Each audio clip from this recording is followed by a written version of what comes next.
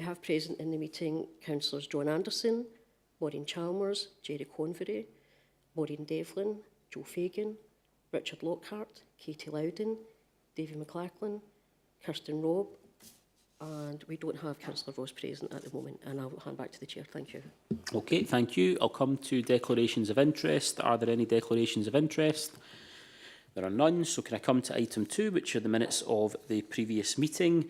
Are there any points arising from the minutes of the previous meeting? I'm not seeing any, so can we agree those as a correct record? Agreed. We're agreed. I'll come now to item 3, which is a report, an Audit Scotland report on delivering for the future, why leadership matters. Neil Reid is going to speak to this report. Thanks. Thank you, Chair. Yes, so this report provides a summary of that Audit Scotland report, Delivering for the Future of Why Leadership Matters, which was published in 2024. As part of the new approach to best value, Audit Scotland asks auditors to look at specific themes each year as they are doing their work with councils, and they gather these together after the fact and publish a report on what they have found across Scotland. So although this report was published in 2024, the work was undertaken in 2022-23, so it's a wee bit lagging the actual events on the ground. And the idea is to look at what's happening across councils in Scotland and give some views on where councils are placed, and to make some points about what councils might still need to do. So in the first place, the report covers key findings from Audit Scotland, and that's section 4 in the report in the bulleted list there, and the key points within each are highlighted there in bold.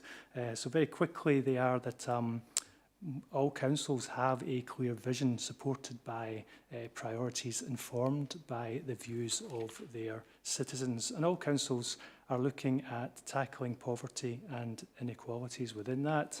They all have sustainability as one of their strategic priorities, and all councils are showing that the views of citizens and communities have been taken into account in setting priorities. The Audit Scotland believe that most councils have set out what they want to achieve in their priority areas, but improvements are needed in performance monitoring and reporting. In particular, they point to clarity of outcome measures and targets, and the accessibility and timeliness of performance reporting on council websites. They feel that councils generally need to do more to ensure that budget decisions and financial strategies are aligned to priorities. And they make the point that making the best use of public resources is at the heart of delivering best value and is a key leadership responsibility. They believe that a strong governance and scrutiny is key to ensuring that tough decisions are made effectively, and they look to ensure that elected members take advantage of the training and support that is available to them across councils, and they note that councils do this across Scotland. And they also point to the challenges that councils face in ensuring that they have key people with the right skills in leadership positions in order to make the changes happen that are necessary. And then finally, they talk about good examples of community empowerment, particularly where communities have co-designed or co-produced services and been involved in budget setting. So that's a roundup of the key points that they have noted across Scotland, and as a result of that overview, they have put together a number of improvement actions that are often mentioned by auditors. Those are listed in the table at 5.1 in the report. And as usual, we have put a South Lanarkshire position statement against each of those. I won't go through the points in the table because the improvement actions pick up on items in the list that we've previously gone through, and some of these are quite comprehensive in their length. So ultimately, the recommendation of the report is to note the content. Thank you, Chair. Okay, thank you very much. I think from my own point of view, I would just observe that there are areas that come out of this report where in South Lanarkshire we've already made progress. I'm thinking about how we've made some of their performance reporting more accessible. You know, our approach to workforce planning, and I have to say the transformational reviews as well programme that we're coming to later in the agenda, which I know comes out of another audit report. So I think that is encouraging to see that we're already progressing on the themes that are identified in this particular piece of work. Are there any questions or points? And could I come to Katie Loudon? Thanks, Chair, and good afternoon, everyone. Yeah, it's a quick comment rather than a question. Thanks for going through that, Neil. It's not intended as a criticism of any of the officers who've pulled this report together or some of the work that's been outlined in it that Joe was mentioning there as well. But we didn't actually have a copy of this Delivering for the Future report attached to the papers, so I went looking for it. As Neil said, it was published in July last year, but it was actually just quite a brief snapshot. So the findings that were in that, it was a snapshot of council priorities immediately after the 22 elections, and it basically then took about 2 years for it to come out. And if you read the report itself, you know, it actually acknowledges that the Commission are aware that things have obviously changed since. So, yeah, it's not a criticism of the work our officers have done to pull together information about South Lanarkshire under the action categories, for example, but just to say it's probably all best read in conjunction with other and more recent Accounts Commission work like the budget briefings and so on. Thanks, Chair. Okay, thank you very much. Are there any other questions or points? I'm not seeing any, so can we agree to note the report? Agreed. And we will come to item 4, which is on the Accounts Commission's new approach to the audit of best value. And there is reference here to the City of Edinburgh, Clackmannanshire and Scottish Borders. Tom Little is going to speak to this report. Tom. Thanks, Chair, and afternoon, everyone. Yeah, as the Chair said, this is bringing you the latest papers we've had following changes to the best value audit arrangements. And in this case, we've got some key messages and recommendations from the Controller of Audit reports produced for 3 councils since you last met, those being City of Edinburgh, Clackmannanshire and Scottish Borders. We bring these to you to highlight good practice, but also to place our own activities in context. So the 3 I have before you today are all, I'd say, fairly positive. They haven't always been, but these 3 I'd say are.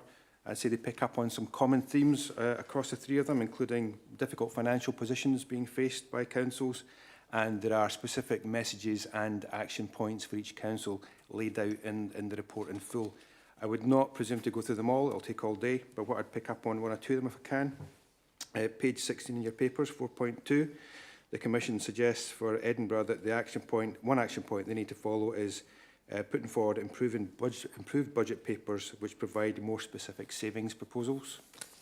Then page 17, last bullet point under Edinburgh, the Council should continue to build on its existing net zero plans to include further detail on specific project costs and budgets, something we will all have to consider. Going on to Clackmannanshire Council, page 18, 5.2. They've been urged to develop a medium-term financial strategy to set out how the Council intends to achieve financial sustainability, something we've been through in the past and have now completed. And page 19, the Commission points out to Scottish Borders that they should perhaps enhance reporting of their transformation exercises so that any progress being made is more clearly identified by the local community. That's the report in a very succinct way. It's there to read in full for everyone. I'm happy to take any questions. Okay, thank you very much. Can I ask if there are any questions on that report? I'm not seeing any questions. I would just make an observation that recommendation around being more clearer and more specific around what your budget savings are, that I can see that causing trouble in other local authorities that it doesn't cause here because of the well-established process that we have, not just in how we present that information, but actually the time that we allocate for members' inquiries. So I think that's another reassuring aspect to the way that this council's produced budgets over a long period of time. Okay, can we agree to note the report? Can I come now to item 5, which is an update on our transformational reviews, and can I come to Jackie Taylor? Thank you, Chair. Good afternoon, everybody. This is our usual update on our Transformational Review programme. This is building on reports that we've brought previously in August and November to the forum around our cross-cutting and resource-specific reviews. The paper that we brought in November picked up on a number of savings that now appear in our 25-26 budget strategy proposals, and they're detailed at the bottom of page 21 for you. So just picking up the updates at section 4, firstly around charging review. That is one of the areas that we have proposed savings for 25-26, but the review remains ongoing and is now focused on those areas covered at 4.2. So that's around reviewing any outcomes of the budget consultation that's just concluded in relation to next year's budget, but also looking at inflationary increases going forward, specific service-led reviews of our charging policy and what we charge for, and looking at payment methods for charges as well. Moving on to procurement at section 4.4, again, that's an area where we do have savings on the table, but again, it's an ongoing review that we will continue to look at to identify efficiencies through how we buy. You can see some details of what's currently being looked at around wallboard, nitrile gloves, and the benefits of using purchase cards. Overtime's covered at 4.6. Again, that's another area where we do have savings on the table for 25-26, but again, that review continues into hopefully getting further savings for 26-27. The overtime review does focus on looking at the need for overtime and reducing that if we can recruit further to fill any gaps that are currently being met through overtime, and also looking at other areas where there is a demand for overtime, including out-of-hours services. Operational and management structure review, again, is another area where we do have a saving on the table for 25-26. And again, that one continues with the hope of achieving further savings into 26-27. The intention of phase 2 of this exercise is looking at further savings around grade 4 and above posts, and looking at the layers and tiers of management that we have within our preferred operating models. Loans fund is picked up at 410 of your paper on page 23. Now, as we've reported before, this review has now concluded, and the details of that have been included within budget papers previously presented to the Executive Committee, and decisions on that loans fund review will be taken as part of budget decisions for 25-26. The fleet review is picked up at 411. This is a review that sets principles for services to look at in terms of ongoing work streams to ensure that we are considering operational costs of fleet and also the lifespan of fleet.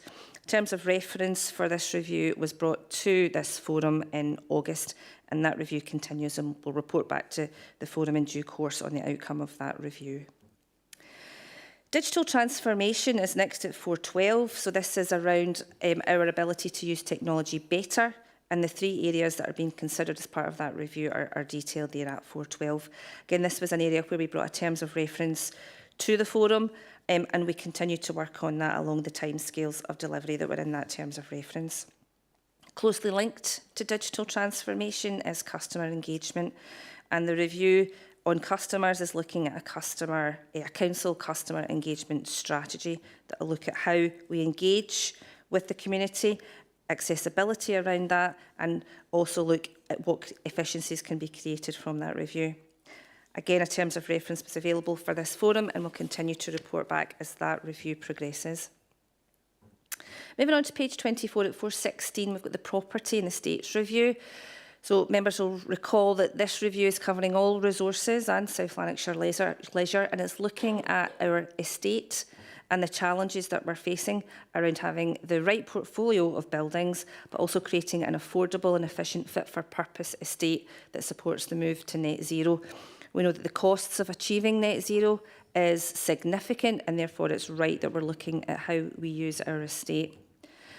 I've included a link in the paper to further information on this review that was reported to the Performance and Review Scrutiny Forum back in August, and an interim report on this is being presented to the Executive Committee in March.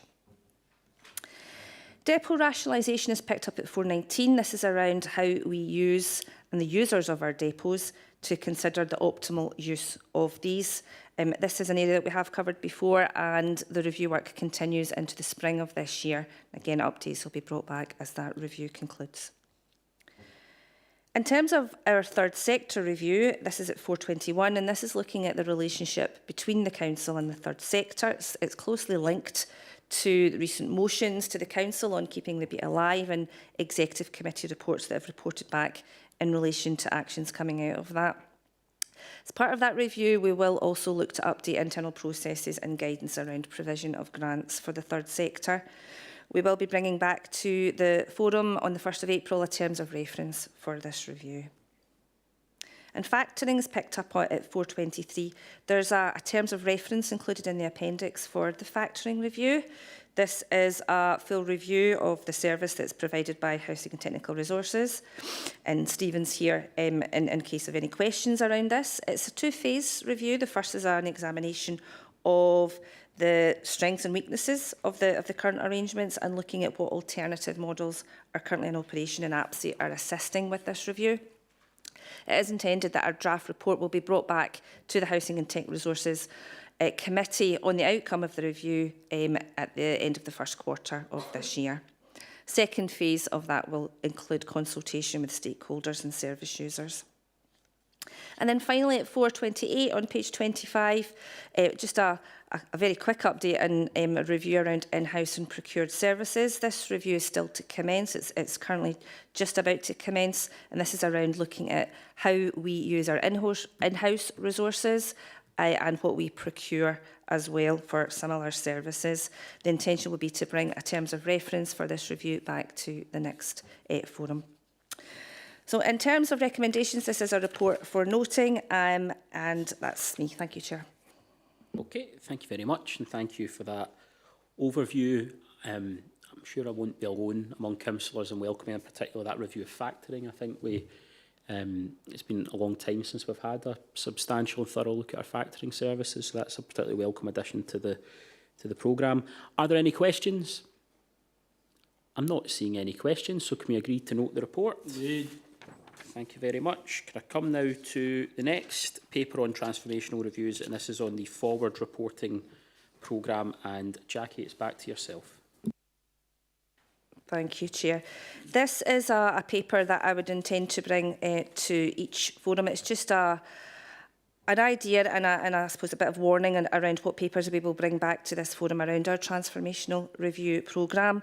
It is dynamic and we will add to it as we progress through some of the reviews that I've just talked about. But you can see in the appendix the plan to bring back an update on each of the review areas to each of the coming forums over the next year. So again, that's for noting. Thank you.